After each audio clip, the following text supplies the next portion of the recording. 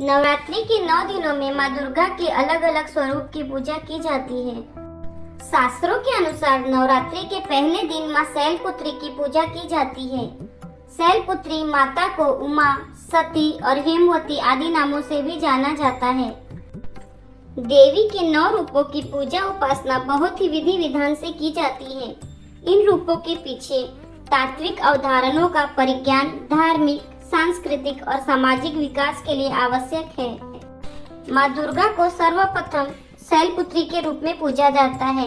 हिमालय के महापुत्री के रूप में जन्म लेने के कारण उनका नामकरण हुआ शैलपुत्री। माँ शैलपुत्री का वाहन वृषभ है। माता के माथे पर चंद्रमा सुशोभित है और उन्हें सफेद रंग प्रिय है, इसलिए माँ शैलपुत्री की पूजा में उन्हें सफेद रंग के ही वस्त्र, पुष्प, गाय का घी और मिठाई अर्पित करें।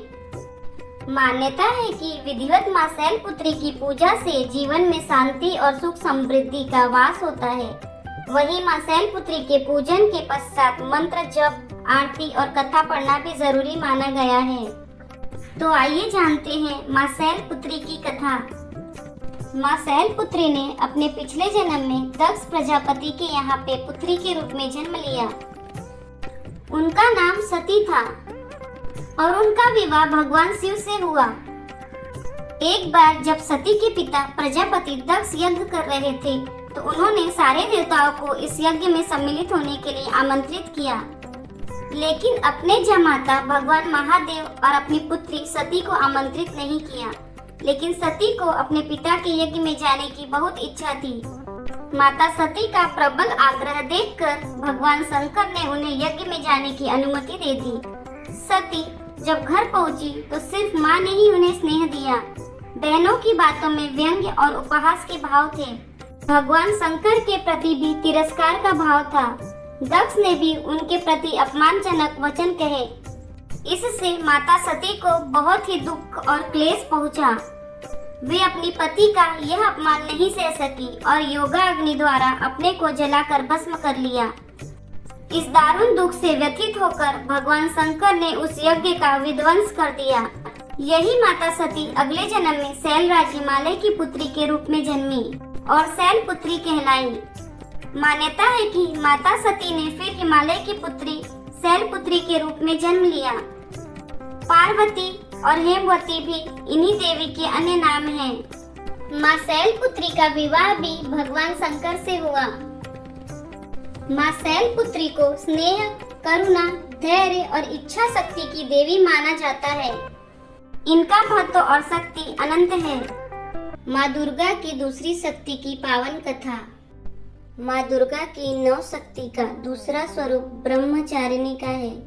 यहाँ ब्रह्मा का अर्थ तपस्या से है।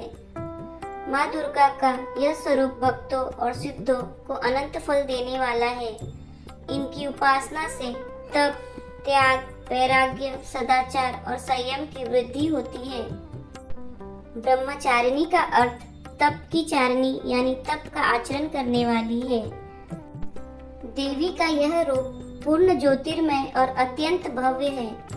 इस देवी के दाएं हाथ में जप की माला है और बाएं हाथ में यह कमंडल धारण किए हैं। पूर्व जन्म में इन देवी ने हिमालय के घर पुत्री रूप में जन्म लिया था और नारद जी के उपदेश से भगवान शंकर को पति रूप में प्राप्त करने के लिए घोर तपस्या की थी। इस कठिन तपस्या के कारण इन्हें तपस्चारिणी अर्थात ब्रह्मचारिणी नाम से अभिहित किया गया। 1000 वर्ष तक इन्होंने केवल फल फूल खाकर बिताए और 100 वर्षों तक केवल जमीन पर रहकर शाक पर निर्वाह किया।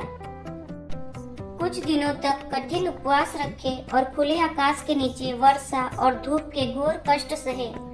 3000 वर्षों तक टूटे हुए बेलपत्र खाए। इसके बाद तो उन्होंने सूखे हुए बेलपत्र खाना भी छोड़ दिए। कई हजार वर्षों तक निर्जल और निराहार रहकर तपस्या करती रही। पत्तों को खाना छोड़ देने के कारण ही इनका नाम अपर्णा पड़ गया। कठिन तपस्या के कारण देवी का शरीर एकदम छिन्न हो गया। देवता, ऋषि, सिद्धगण, मुनि सभी ने ब्रह्मचारिणी की तपस्या को अभूतपूर्व पुण्य कृत्य बताया, सराहना की और कहा, हे देवी, आज तक किसी ने इस तरह की कठोर तपस्या नहीं की। यह तुम्ही से ही संभव थी। तुम्हारी मनोकामना परिपूर्ण होगी और भगवान चंद्रमौली शिव जी तुम्हें पति रूप में प्राप्त होंगे। अब तपस्या छोड़कर घर लौट जाओ, जल्द ही तुम्हारे पिता तुम्हें बुलाने आ रहे हैं। इन देवी की कथा का सार यह है कि जीवन के कठिन संघर्षों में भी मन विचलित नहीं होना चाहिए। माँ ब्रह्मचारिणी देवी की कृपा से सर्व सिद्धि प्राप्त होती है। दुर्गा पूजा के दूसरे दिन देवी के इसी स्वरूप की उपासना की जाती है। माँ ब्रह्मचारिणी की पूजा निम्न मंत्र के माध्यम से की जाती है। दधानाकर पद्म्याभ्याम अक्षमाला कमंडलु देवी प्रसीदतु मयि ब्रह्मचारिणी उत्तमा। अर्थात जिनके एक हाथ में अक्षमाला है और दूसरे हाथ में कमंडल है, ऐसी उत्तम ब्रह्मचारिणी रूपा माँ दुर्गा मुझ पर कृपा करें। बोलो श्री अम्बे मात की जय। हर हर महादेव। नवरात्रि के तीसरे दिन माँ चंद्र घंटा की कथा। नवरात्रि के 9 दिनों तक आदि शक्ति 9 दुर्गा के 9 रूपों की पूजा की जाती है। 9 दुर्गा की पूजा आराधना सच्चे मन से करने से व्यक्ति की परेशानियां, शत्रु का भय सभी दूर हो जाते हैं। नवरात्रि के तीसरे दिन चंद्रघंटा माता की पूजा आराधना की जाती है। चंद्रघंटा की पूजा करने से अशुभ ग्रह के बुरे प्रभाव खत्म हो जाते हैं। धर्म के अनुसार देवी चंद्रघंटा की पूजा करने से व्यक्ति के अंदर निर्भरता, सौम्यता, विनम्रता जैसी प्रवृत्ति उत्पन्न होती है। देवी का यह रूप अत्यंत शांत और सौम्य है। माता के मस्तक पर घंटे के आकार का आधा चंद्रमा चिन्हित है। यही कारण से देवी का नाम चंद्रघंटा पड़ा। माँ चंद्रघंटा अपने वाहन सिंह पर उठकर अपने 10 भुजाओं में खड़ग, तलवार, ढाल, गदा, पास, त्रिशूल, चक्र और धनुष लिए मुस्कुराती मुद्रा में दिखाई देती हैं। हिंदू शास्त्र के अनुसार जब देवताओं और असुरों के बीच लंबे समय तक युद्ध चल रहा था, तब असुरों का स्वामी महिषासुर ने देवताओं पर विजय प्राप्त कर इंद्र का सिंहासन छीन लिया और खुद स्वर्ग का स्वामी बन बैठा। इसे देखकर सभी देवतागण काफी दुखी हुए। स्वर्ग से निकाले जाने के बाद सभी देवतागण इस समस्या से निकलने के लिए त्रिदेव ब्रह्मा, विष्णु और महेश के पास गए। वहां जाकर सभी देवताओं ने असुरों के किए गए अत्याचार और इंद्र, चंद्रमा, सूर्य, वायु और अन्य देवताओं के सभी छीने गए अधिकार के बारे में भगवान को बताया। देवताओं ने भगवान को बताया कि महिषासुर के अत्याचार के कारण स्वर्ग लोक तथा पृथ्वी पर अब विचरण करना असंभव हो गया है। तब यह सुनकर ब्रह्मा, विष्णु और भगवान शिव शंकर अत्यंत क्रोधित हो गए। उसी समय तीनों भगवान के मुख से एक ऊर्जा उत्पन्न हुई। देवता गणों के शरीर से निकली हुई ऊर्जा भी उस ऊर्जा से जाकर मिल गई। यह ऊर्जा 10 दिशाओं में व्याप्त होने लगी। तभी वहां एक कन्या उत्पन्न हुई। तब शंकर भगवान ने देवी को अपना त्रिशूल भेंट किया। भगवान विष्णु ने भी उनको चक्र प्रदान किया। इसी तरह से सभी देवता ने माता को अस्त्र शस्त्र देकर सजा दिया। इंद्र ने भी अपना वज्र एवं ऐरावत हाथी माता को भेंट किया। सूर्य ने अपना तेज, तलवार और सवारी के लिए शेर प्रदान किया। तब देवी सभी शस्त्रों को लेकर महिषासुर से युद्ध करने के लिए युद्ध भूमि में आ गई। उनका यह विशाल रूप देखकर महिषासुर भय से कांप उठा। तब महिषासुर ने अपनी सेना को माँ चंद्रघंटा पर हमला करने को कहा। तब देवी ने अपने अस्त्र शस्त्र से असुरों की सेनाओं को क्षण भर में नष्ट कर दिया। इस तरह से माँ चंद्रघंटा ने असुरों का वध करके देवताओं को अभय दान देते हुए अंतर ध्यान हो गई। नवरात्रि में तीसरे दिन इन्हीं देवी की पूजा आराधना की जाती है। देवी का यह स्वरूप परम शांतिदायक और कल्याणकारी है। इसलिए कहा जाता है कि हमें निरंतर उनके पवित्र विग्रह को ध्यान में रखकर साधना करना चाहिए। उनका ध्यान हमारे इहलोक और परलोक दोनों के लिए कल्याणकारी और सद्गति देने वाला है। सिंह पर सवार इन देवी की मुद्रा युद्ध के लिए उद्यत रहने की है। इनके घंटे से भयानक ध्वनि से अत्याचारी दानव, दैत्य और राक्षस कांपते रहते हैं। नवरात्रि के तीसरे दिन इन्हीं देवी की पूजा का महत्व है। इस देवी की कृपा से साधक को अलौकिक वस्तुओं के दर्शन होते हैं, दिव्य सुगंधियों का अनुभव होता है और कई तरह की ध्वनियाँ सुनाई देने लगती हैं। इन क्षणों में साधक को बहुत सावधान रहना चाहिए। इस देवी की आराधना से साधक में वीरता, निर्भयता के साथ ही सौम्यता और विनम्रता का विकास होता है। इसलिए हमें चाहिए कि मन, वचन और कर्म के साथ ही काया को विहित विधि विधान के अनुसार परिशुद्ध पवित्र करके चंद्रघंटा के शरणागत होकर उनकी उपासना, आराधना करना चाहिए। इससे सारे कष्टों से मुक्ति होकर सहज ही परम पद के अधिकारी बन सकते हैं। यह देवी कल्याणकारी है। नवरात्र का चौथा दिन माँ कुष्मांडा की कथा। नवरात्र के चौथे दिन माँ को कुष्मांडा के रूप में पूजा जाता है। अपनी मंद हल्की हंसी के द्वारा अंड यानी ब्रह्मांड को उत्पन्न करने के कारण इन देवी को कुष्मांडा नाम से पुकारा जाता है। जब सृष्टि नहीं थी, चारों तरफ अंधकार ही अंधकार था, तब इन्हीं देवी ने अपने मंद मुस्कान से ब्रह्मांड की रचना की थी। माना जाता है कि सृष्टि की उत्पत्ति से पूर्व चारों ओर अंधकार ही अंधकार था और कोई भी जीव जंतु नहीं था। तो माँ दुर्गा ने इस अंड यानी ब्रह्मांड की रचना की थी। इसी कारण उन्हें कुष्मांडा कहा जाता है। सृष्टि की उत्पत्ति करने के कारण इन्हें आदि शक्ति नाम से भी अभिहित किया जाता है। इसके बाद माता ने सूर्य, तारे, ग्रह और सभी आकाश गंगाओं का निर्माण किया। माता को पृथ्वी की जननी कहा जाता है। सूर्य मंडल के पास के एक लोक में माँ कुष्मांडा निवास करती हैं। इन देवी का वाहन सिंह है और इन्हें कुमड़े की बलि प्रिय है। संस्कृत में कुमड़े को कुष्मांड कहते हैं, इसलिए इन देवी को कुष्मांडा कहा जाता है। माता को अष्टभुजा देवी भी कहा जाता है क्योंकि माता की 8 भुजाएं हैं। इनके 7 हाथों में कमंडल, धनुष, बाण, कमल पुष्प, अमृत पूर्ण कलश, चक्र तथा गदा है। 8वें हाथ में सभी सिद्धियों और निधियों को देने वाली जप माला है। इन देवी का वास सूर्य मंडल के भीतर लोक में है। सूर्य लोक में रहने की शक्ति, क्षमता केवल इन्हीं में है।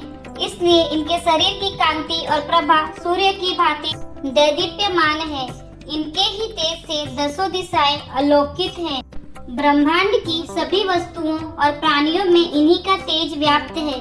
विधि विधान से माँ कुष्मांडा की पूजा करने पर भक्त को कम समय में ही कृपा का सूक्ष्म भाव अनुभव होने लगता है। अचंचल और पवित्र मन से नवरात्रि के चौथे दिन इन देवी की पूजा आराधना करना चाहिए। इससे भक्तों के रोगों और शोकों का नाश होता है। जो भक्त नवरात्रि के चौथे दिन माँ कुष्मांडा की विधिवत तरीके से पूजा करता है, उससे बल, यश, आयु और स्वास्थ्य की प्राप्ति होती है। कुष्मांडा स्वरूप के दर्शन पूजन से न सिर्फ रोग शोक दूर होता है, अपितु यश, बल और धन में भी वृद्धि होती है। माँ कुष्मांडा अपने भक्तों के कष्ट रोग का नाश करती हैं। माँ कुष्मांडा की पूजा उपासना करने से भक्तों को सभी सिद्धियां मिलती हैं। मान्यता है कि माँ की पूजा करने से व्यक्ति की आयु और यश में बढ़ोतरी होती है। माँ कुष्मांडा को लगाए गए भोग को माँ प्रसन्नता पूर्वक स्वीकार करती हैं। यह कहा जाता है कि माँ कुष्मांडा को मालपुए बहुत प्रिय है, इसलिए नवरात्रि के चौथे दिन उन्हें मालपुए का भोग लगाया जाता है। यह देवी आदियों व्याधियों से मुक्त करती हैं और भक्तों को सुख, समृद्धि और उन्नति प्रदान करती हैं। अतः इन देवी की उपासना में भक्तों को सदैव तत्पर रहना चाहिए।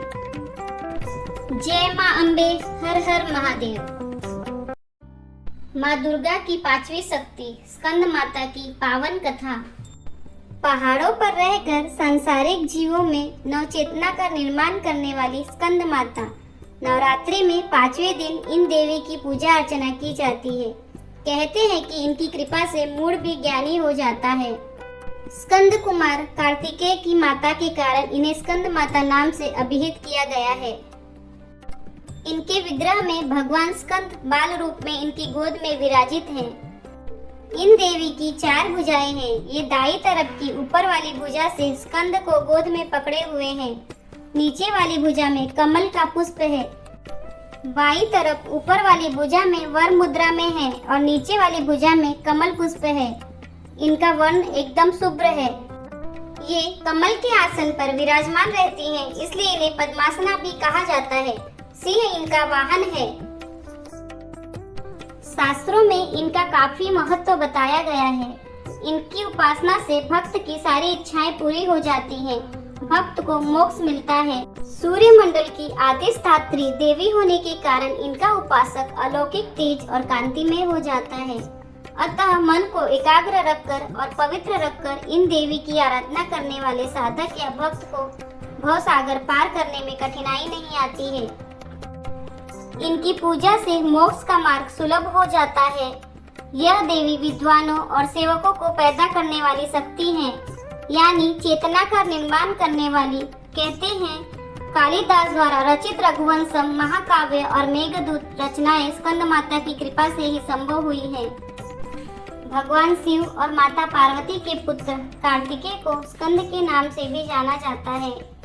भगवान स्कंद को माता पार्वती ने प्रशिक्षित किया था, इसलिए माँ दुर्गा के 5वें स्वरूप को स्कंद माता कहते हैं। एक पौराणिक कथा के अनुसार कहते हैं कि एक तारकासुर नामक राक्षस था, जिसका अंत केवल शिव पुत्र के हाथों ही संभव था। तब माता पार्वती ने अपने पुत्र स्कंद को युद्ध में प्रशिक्षित करने के लिए स्कंद माता का रूप लिया। स्कंद माता से युद्ध प्रशिक्षण लेने के बाद भगवान कार्तिकेय ने तारकासुर का अंत किया। स्कंद माता हिमालय की पुत्री पार्वती हैं। इन्हें माहेश्वरी और गौरी नाम से भी जाना जाता है। पर्वतराज हिमालय की पुत्री होने के कारण माँ पार्वती कहलाई और महादेव की पत्नी होने के कारण इन्हें महेश्वरी नाम दिया गया। अपने गौर वर्ण के कारण गौरी कही जाती हैं। माता को अपने पुत्र से अति प्रेम है। यही कारण है कि माँ को अपने पुत्र के नाम से पुकारा जाना उत्तम लगता है। मान्यता है कि स्कंद माता की कथा सुनने पढ़ने वाले भक्तों को माँ संतान सुख और सुख संपत्ति का वरदान देती हैं। जिन लोगों को संतान प्राप्ति में बाधा आ रही हो, उन्हें माँ के इस स्वरूप की पूजा करनी चाहिए। आदि शक्ति का यह स्वरूप संतान प्राप्ति की कामना पूर्ण करने वाला माना गया है। स्कंद माता की पूजा में कुमार कार्तिकेय का होना जरूरी होता है। स्कंद माता को भोग स्वरूप केला अर्पित करना चाहिए। माँ को पीली वस्तुएं अति प्रिय होती हैं, इसलिए केसर डालकर खीर बनाएं और उसका भी भोग लगा सकते हैं।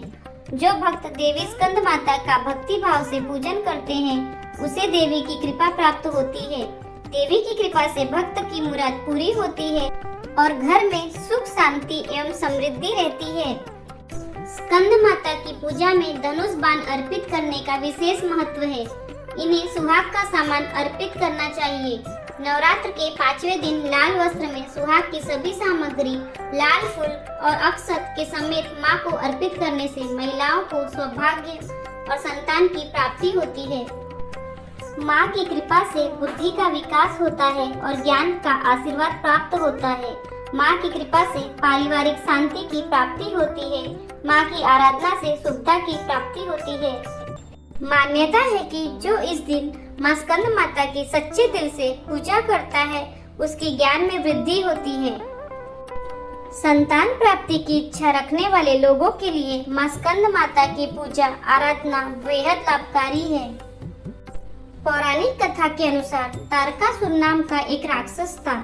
उसने घोर तपस्या करके ब्रह्मा जी को प्रसन्न कर लिया। उसकी तपस्या से प्रसन्न होकर ब्रह्मा जी प्रकट हुए। राक्षस तारकासुर ने ब्रह्मा जी से अमर होने का वरदान मांगा, जिस पर ब्रह्मा जी ने उसे कहा कि यह असंभव है। जन्म लेने वाले हर प्राणी की मृत्यु निश्चित है। ये सुनकर तारकासुर निराश हो गया, लेकिन उसने बड़ी ही चालाकी से पुनः वरदान मांगा कि उसकी मृत्यु भगवान शिव के पुत्र के हाथों ही हो।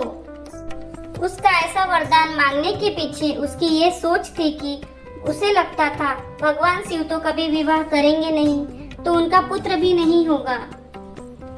इस तरह से तो वो हमेशा के लिए अमर हो जाएगा। ब्रह्मा जी ने उसे ये वरदान दे दिया। वरदान पाते ही उसने लोगों के ऊपर भीषण हिंसा और अत्याचार करना शुरू कर दिया। उसके अत्याचारों से लोगों के अंदर एक भय उत्पन्न हो गया था। फिर सभी पीड़ित भगवान शिव के पास गए और उनसे तारकासुर के अत्याचारों से मुक्ति दिलाने की प्रार्थना की। तब भगवान शिव ने माता पार्वती से विवाह किया और उनका एक पुत्र हुआ, जिसका नाम स्कंद अर्थात कार्तिकेय रखा गया। तब माँ पार्वती ने अपने पुत्र स्कंद को तारकासुर से युद्ध करने के लिए प्रशिक्षित करने हेतु स्कंद माता का रूप धारण किया, जिसके बाद स्कंद यानी कुमार कार्तिकेय ने तारकासुर का वध किया। स्कंद कुमार की माता होने के कारण इन्हें स्कंद माता नाम से अभिहित किया गया। इनके विग्रह में भगवान स्कंद बाल रूप में इनकी गोद में विराजित हैं। नवरात्रि का छठवां दिन माँ कात्यायनी की कथा। शारदीय नवरात्रि के छठे दिन माँ दुर्गा के कात्यायनी स्वरूप की पूजा की जाती है। हिंदू धर्म में शारदीय नवरात्रि का विशेष महत्व है।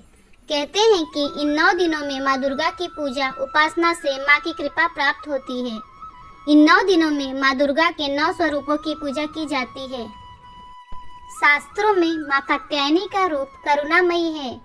देवी ने ऋषि कात्यायन के घर जन्म लिया था, इसी वजह से उन्हें कात्यायनी देवी के नाम से जाना जाता है। शास्त्रों में माँ कात्यायनी के स्वरूप का वर्णन मिलता है। माँ कात्यायनी का शरीर सोने की तरह सुनहरा और चमकदार है। माँ की सवारी सिंह है, 4 भुजाएं हैं। मान्यता है कि जो भक्त माँ कात्यायनी की सच्चे मन से पूजा करता है, उसके सारे कष्ट दूर हो जाते हैं। पौराणिक कथा के अनुसार एक वन्मीकट नामक महर्षि थे। उनका एक पुत्र था जिसका नाम कात्य था। इसके बाद कात्य गोत्र में महर्षि कात्यायन का जन्म हुआ। उनकी कोई संतान नहीं थी। महर्षि कात्यायन माँ दुर्गा के परम उपासक थे। माँ दुर्गा की कृपा पाने के लिए एक बार देव ऋषि कात्यायन ने माँ की कठोर तपस्या की। ऋषि की तपस्या से प्रसन्न होकर माँ प्रकट हुई और बोली, वत्स, जो वर मांगना चाहते हो मांगो। माँ के इतना कहते ही ऋषि ने माँ भगवती से वर मांगा और कहा कि माँ, आप मेरे घर पुत्री के रूप में जन्म लो। महर्षि की बात सुनकर माँ ने उन्हें वर पूरा होने का वरदान दिया। फिर एक बार तीनों लोकों में महिषासुर नामक दैत्य का अत्याचार बढ़ गया। देवी और देवता उसके कृत्य से परेशान हो गए। महिषासुर को वरदान था कि वो किसी भी भगवान, देवता या मनुष्य के हाथों नहीं मर सकता। इसलिए उसे लगा कि वो अमर हो गया और इसी अहंकार में वो लोगों पर अत्याचार करना शुरू कर दिया। उसी समय ब्रह्मा, विष्णु और भगवान शिव के प्रभाव से माँ का महर्षि कात्यायन के घर में जन्म हुआ और पिता का नाम कात्यायन होने के कारण माँ के इस अवतार को कात्यायनी कहा गया है। कात्यायन ऋषि ने माता के जन्म के बाद सप्तमी, अष्टमी, नवमी 3 दिनों तक माता की पूजा अर्चना की। उसके बाद माता ने 10वीं के दिन महिषासुर का वध किया और पूरे संसार को उसके अत्याचारों से मुक्ति दिलाई। इसलिए माता कात्यायनी को महिषासुर मर्दिनी के नाम से भी जाना जाता है। माँ को लाल रंग बेहद प्रिय है, इसलिए माँ का श्रृंगार लाल रंग से ही करना चाहिए। ऐसी मान्यता है कि माँ कात्यायनी की पूजा करने से अविवाहित लड़कियों को मनचाहा वर प्राप्त होता है। इनकी आराधना से बृहस्पति ग्रह मजबूत होता है। कहते हैं कि जो व्यक्ति सच्चे दिल से माँ कात्यायनी का पूजा करता है, उसके जीवन से रोग, संताप, दुख और हर प्रकार का भय दूर होता है। माता कात्यायनी 4 भुजाधारी हैं, जिनमें इनके एक भुजा में शत्रुओं का अंत करने वाला तलवार है, तो दूसरी भुजा में पुष्प है, जो भक्तों के प्रति इनके स्नेह को दर्शाता है। तीसरी भुजा अभय मुद्रा में है, जो भक्तों को अभय मुक्ति प्रदान कर रहा है। चौथी भुजा देवी का वर मुद्रा में है, जो भक्तों को उनकी भक्ति का वरदान देने के लिए है। देवी कात्यायनी को ब्रजभूमि की अधिष्ठात्री देवी के रूप में भी जाना जाता है। ब्रजभूमि की कन्याओं ने श्री कृष्ण के प्रेम को पाने के लिए इनकी आराधना की थी। भगवान श्री कृष्ण ने भी देवी कात्यायनी की पूजा की थी। देवी कात्यायनी को मधु युक्त पान अत्यंत प्रिय है, इन्हें प्रसाद रूप में फल और मिठाई के साथ शहद युक्त पान अर्पित करना चाहिए। नवरात्रि के 7वें दिन माँ कालरात्रि की कथा। माँ दुर्गा की ये 7वीं शक्ति कालरात्रि के नाम से जानी जाती है, अर्थात जिनके शरीर का रंग घने अंधकार की तरह एकदम काला है। नाम से ही जाहिर है कि इनका रूप भयानक है। सिर के बाल बिखरे हुए हैं, गले में विद्युत की तरह चमकने वाली माला है। अंधकार में स्थितियों का विनाश करने वाली शक्ति है कालरात्रि। काल से भी रक्षा करने वाली शक्ति है माँ कालरात्रि। इन देवी के 3 नेत्र हैं। ये तीनों ही नेत्र ब्रह्मांड के समान गोल हैं। इनकी सांसों से अग्नि निकलती रहती है। माँ कालरात्रि गर्दभ की सवारी करती हैं। ऊपर उठे हुए दाहिने हाथ की वर मुद्रा भक्तों को वर देती है। दाहिनी ही तरफ का नीचे वाला हाथ अभय मुद्रा में है, यानी भक्तों हमेशा निडर रहो, निर्भय रहो। बाईं तरफ के नीचे वाले हाथ में लोहे का कांटा और ऊपर वाले हाथ में खड्ग है। इनका रूप भले ही भयंकर हो, लेकिन ये सदैव शुभ फल देने वाली माँ है, इसलिए ये शुभकारी कहलाई। अर्थात इनसे भक्तों को किसी भी प्रकार की भयभीत या आतंकित होने की कतई आवश्यकता नहीं। उनके साक्षात्कार से भक्त पुण्य का भागी बनता है। माँ कालरात्रि की उपासना करने से ब्रह्मांड की सारी सिद्धियों के दरवाजे खुलने लगते हैं और तमाम असुरी शक्तियाँ उनके नाम के उच्चारण से ही भयभीत होकर दूर भागने लगती हैं। इसलिए दानव, दैत्य, राक्षस और भूत प्रेत उनके स्मरण से ही भाग जाते हैं। माँ कालरात्रि ग्रह बाधाओं को भी दूर करती हैं और अग्नि, जल, जंतु, शत्रु और रात्रि का भय दूर हो जाता है। इनकी कृपा से भक्त हर तरह की भय से मुक्त हो जाता है। माँ कालरात्रि की कथा। पौराणिक कथाओं के अनुसार जब दैत्य शुंभ, निशुंभ और रक्त बीज ने तीनों लोकों में हाहाकार मचा रखा था, तब इससे चिंतित होकर सभी देवता शिव जी के पास गए और उनसे रक्षा की प्रार्थना करने लगे। भगवान शिव ने माता पार्वती से राक्षसों का वध कर अपने भक्तों की रक्षा करने को कहा। शिव जी की बात मानकर माता पार्वती ने दुर्गा का रूप धारण किया और शुंभ निशुंभ का वध कर दिया।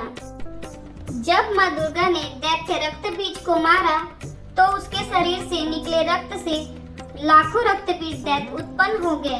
इसे देख माँ दुर्गा ने अपने तेज से कालरात्रि को उत्पन्न किया। इसके बाद जब माँ कालरात्रि ने दैत्य रक्त बीज का वध किया और उसके शरीर से निकलने वाले रक्त को माँ कालरात्रि ने जमीन पर गिरने से पहले ही अपने मुख में भर लिया। इस तरह माँ कालरात्रि ने सबका गला काटते हुए रक्त बीज का वध कर दिया। माँ कालरात्रि की पूजा करने से दुष्टों का विनाश होता है। माँ के इस स्वरूप को वीरता और साहस का प्रतीक माना जाता है। दुष्टों का विनाश करने के लिए आदि शक्ति ने यह रूप धारण किया था। भक्तों के लिए माँ कालरात्रि सदैव शुभ फल देने वाली है। इसी कारण माँ कालरात्रि का एक नाम शुभमकारी भी है। माँ कालरात्रि का प्रिय भोग।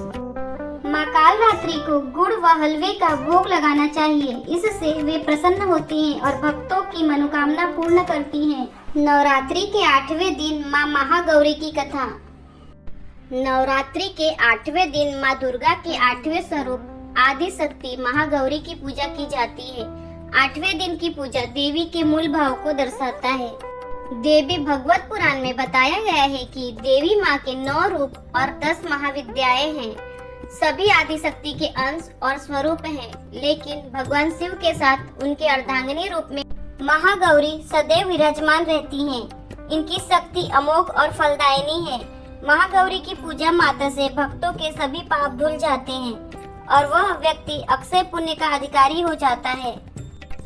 अष्टवर्षा भवेद गौरी, यानी इनकी आयु 8 साल की मानी गई है।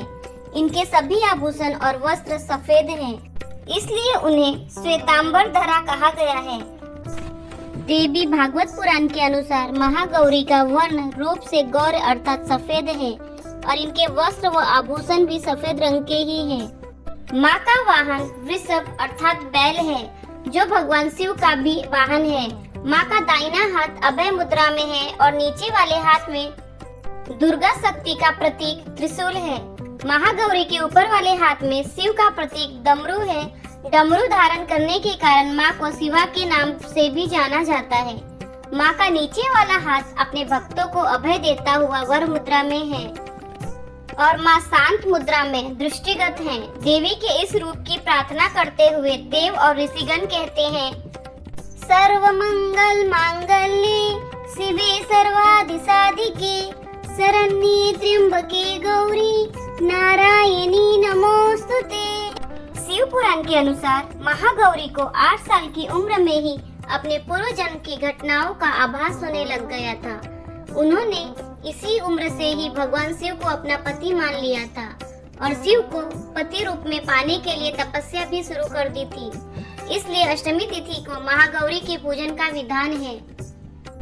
इस दिन दुर्गा सप्तशती के मध्यम चरित्र का पाठ करना विशेष फलदायी होता है। जो लोग 9 दिन का व्रत नहीं रख पाते हैं वे पहले और 8वें दिन का व्रत कर पूरे 9 दिन का फल प्राप्त करते हैं।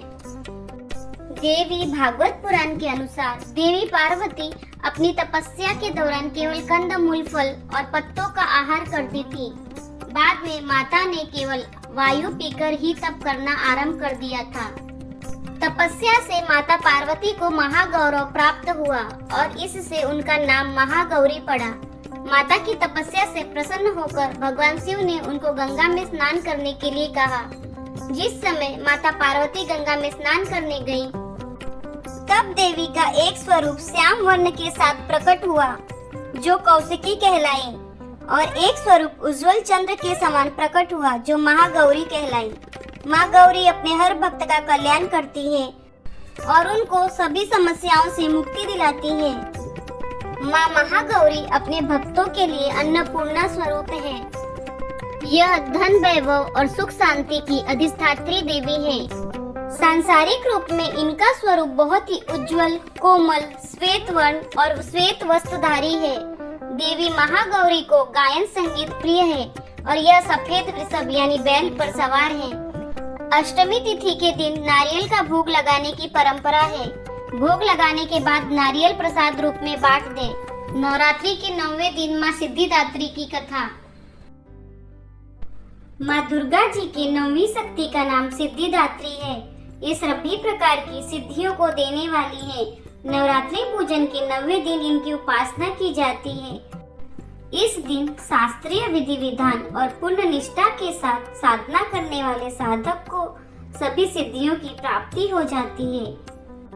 सृष्टि में कुछ भी उसके लिए अगम्य नहीं रह जाता। ब्रह्मांड पर पूर्ण विजय प्राप्त करने की सामर्थ्य उसमें आ जाती है। मार्कंडेय पुराण के अनुसार अनिमा, महिमा, गरिमा, लघिमा, प्राप्ति, प्राकम्य, ईशित्व और वशित्व ये 8 सिद्धियां होती हैं। माँ सिद्धिदात्री भक्तों और साधकों को ये सभी सिद्धियां प्रदान करने में समर्थ हैं। देवी पुराण के अनुसार भगवान शिव ने इनकी कृपा से ही सिद्धियों को प्राप्त किया था। इनकी अनुकंपा से ही भगवान शिव का आधा शरीर देवी का हुआ था। इसी कारण वे लोक में अर्धनारीश्वर नाम से प्रसिद्ध हुए। माँ सिद्धिदात्री 4 भुजाओं वाली हैं। इनका वाहन सिंह है। ये कमल पुष्प पर भी आसीन होती हैं। इनकी दाहिनी तरफ के नीचे वाले हाथ में कमल पुष्प है। माँ सिद्धिदात्री की उपासना पूर्ण कर लेने के बाद भक्तों और साधकों की लौकिक, परलौकिक सभी प्रकार की कामनाओं की पूर्ति हो जाती है। माँ सिद्धिदात्री की कृपा पात्र भक्त के भीतर कोई ऐसी कामना शेष बचती नहीं है जिसे वह पूर्ण करना चाहे। वह सभी सांसारिक इच्छाओं, आवश्यकताओं से ऊपर उठकर मानसिक रूप से माँ भगवती के दिव्य लोकों में विचरण करता हुआ उनकी कृपा रस पीयूष का निरंतर पान करता हुआ विषय भोग शून्य हो जाता है। माँ भगवती का परम सानिध्य ही उसका सर्वस्व हो जाता है। इस परम पद को पाने के बाद उसे अन्य किसी भी वस्तु की आवश्यकता नहीं रह जाती। माँ के चरणों का यह सानिध्य प्राप्त करने के लिए हमें निरंतर नियम निष्ठ रहकर उनकी उपासना करनी चाहिए। माँ भगवती का स्मरण, ध्यान, पूजन हमें इस संसार की असारता का बोध कराते हुए वास्तविक परम शांतिदायक अमृत पद की ओर ले जाने वाला है। सिद्धिदात्री माता कमल पर बैठती हैं। माता के इस रूप की पूजा मानव ही नहीं बल्कि सिद्ध, गंधर्व, यक्ष, देवता और असुर भी करते हैं। संसार में सभी वस्तुओं को आसान और सही तरीके से प्राप्त करने के लिए नवरात्रि के नवमी के दिन सिद्धिदात्री की पूजा की जाती है। पौराणिक कथाओं के अनुसार जब पूरे ब्रह्मांड पर चारों ओर अंधकार हो गया था और रोशनी का कोई संकेत नहीं था, तब उस अंधकार से भरे ब्रह्मांड में ऊर्जा का एक छोटा सा किरण प्रकट हुआ। धीरे धीरे इस किरण ने बड़ा आकार लिया। अंत में इसने एक दिव्य नारी का रूप धारण कर लिया। ये देवी भगवती का 9वां स्वरूप माँ सिद्धिदात्री का था। पुराणों के अनुसार भगवान शिव शंकर ने भी माँ सिद्धिदात्री की कृपा से ही सिद्धियों को प्राप्त किया था। इस दिन देवी का पूजन करने से मोक्ष की प्राप्ति होती है। देवी की इस रूप की पूजा व्यक्ति को अमृत मार्ग की ओर ले जाने का काम करता है। नवमी के दिन भक्त माता की पूजा अर्चना करने के बाद कन्या भोजन कराते हैं। ऐसी मान्यता है कि कन्या भोजन कराने से ही माता पूजा को ग्रहण करती हैं। धार्मिक मान्यताओं के अनुसार 2 से 10 वर्ष तक की कन्या में माँ दुर्गा का साक्षात वास रहता है। इस तरह माँ सिद्धिदात्री की पूजा अर्चना करने से माता जल्दी प्रसन्न होती है। माता की चारों भुजाओं में गदा, चक्र, डमरू और कमल का फूल विराजमान है। माता को बैंगनी रंग अत्यंत प्रिय है। इस दिन माता को 9 प्रकार के फूल अर्पित करने व मिठाई का भोग लगाने से माता जल्दी प्रसन्न होती है और भक्तों के सभी कष्टों का नाश करती है। आज के युग में इतना कठिन तप तो कोई नहीं कर सकता, लेकिन अपनी शक्ति अनुसार जप, तप, पूजा अर्चना कर कुछ तो माँ की कृपा का पात्र बन सकता है। प्रत्येक सर्वसाधारण के लिए आराधना सरल है। माँ जगदम्बे की भक्ति पाने के लिए नवरात्रि में नवमी के दिन माता का पूजन करना चाहिए। आप लोगों को माँ दुर्गा के 9 शक्तियों की कथा कैसी लगी कमेंट कर अवश्य बताएं। जय माँ अम्बे, हर हर महादेव।